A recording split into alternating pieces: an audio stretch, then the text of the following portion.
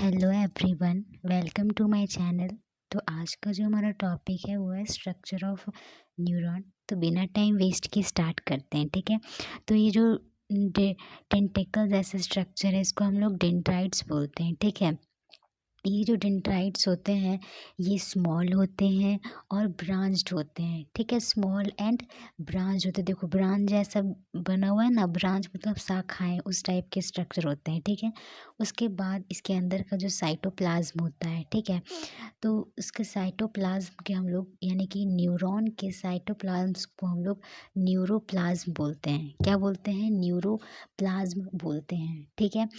अब ये जो ग्रैनुअल्स जैसा दिख रहे हैं, दाने दाने डार्ट टाइप के, उसको हम लोग नेज़ल ग्रैनुअल्स बोलते हैं, ठीक है। नेज़ल ग्रैनुअल्स बोलते हैं। इसमें RER प्लस राइबोसोम होता है, इसी के वजह से ये ग्रैनुअल्स जैसे मतलब दिखते हैं, ठीक है। ये जो होते हैं ग्रैनुअल्स, ये सिर्फ और सिर्फ हमारे डेंड्राइट्स और साइटोन में ही प्रेजेंट होते हैं, यानी कि सेल बॉडी, ठीक है। प्रेजेंट ओनली इन डेंड्राइट्स और साइटोन, ठीक है। साइटोन यानी कि सेल बॉडी।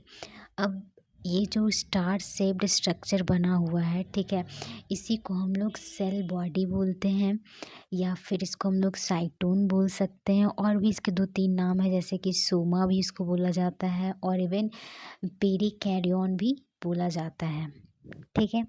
अब देखो, अब ये जो इसके पूरे नेक से लेकर के जो पूरा यहाँ तक टर्मिनल तक जो स्ट्रक्चर आता है उसको हम लोग एक्सॉन बोलते हैं, यानी कि एक्सॉन हेलॉक्स से एक्सॉन टर्मिनल तक का जो स्ट्रक्चर है उसको हम लोग एक्सॉन बोलते हैं, ठीक है।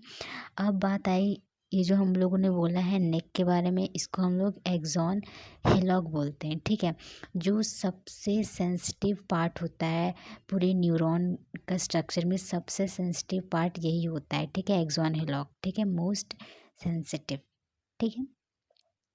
अब ये जो ग्रीन कलर का जो स्ट्रक्चर दिख रहा है, जिसको हम लोग ने ग्रीन पेन से दिखाया, उसको हम लोग न्यूरोलेमा बोलते हैं, ठीक है। ये आउटर लेयर ऑफ सेक्वन सेल है।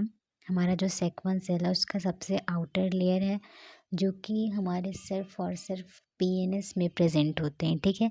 प्रेजेंट ओनली इन PNS में ही सिर्फ प्रेजेंट होते हैं, ठीक है, ये न्यूरोलेमा, ठीक है। अब ये जो रेड रेड कलर के सेल्स दिख रहे हैं ना बीच बीच में, उसको ही हम लोग सेक्वन सेल्स बोलते हैं, ठीक है।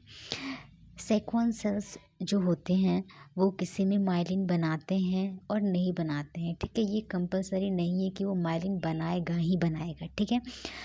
तो माइलिन क्या होता है? ये जो ब्लू कलर से हम लोगों ने दिखाया है ना, वो माइलिन है, बट ये ब्लू कलर का नहीं होता है, ठीक है। माइलिन शीट जो कि वाइट कलर का होता है और इंसुलेटर की तरह काम करता है, ठीक है। किसकी तरह काम करता है? इंसुलेटर की तरह काम करता है। अगर हम लोग माइलिन का बात आया तो यहाँ पर दो इम्पॉर्टेंट टॉपिक होता है, ठीक है, इसके प्रेजेंस के हिसाब से। पहला तो CNS और दूसरा PNS। हमारा जो CNS होता है, ठीक है, उसमें क्या होता है, ये जो माइलिन शीथ होते हैं वो ओलिगोडेंड्रोसाइट्स बनाते हैं, ठीक है।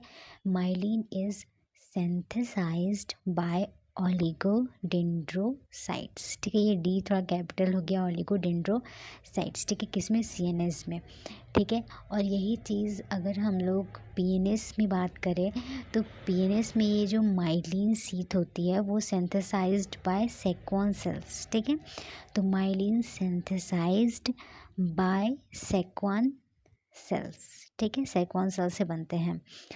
अब तो मैं एक बार और रिकैप कर देती हूँ कि ये जो माइलिन शीथ होती है वो CNS में ओलिगोडेंड्रोसाइट्स बनाती हैं, और PNS में जो ये माइलिन शीथ है वो सेक्वन सेल्स बनाते हैं। किसको? माइलिन शीथ को, ठीक है।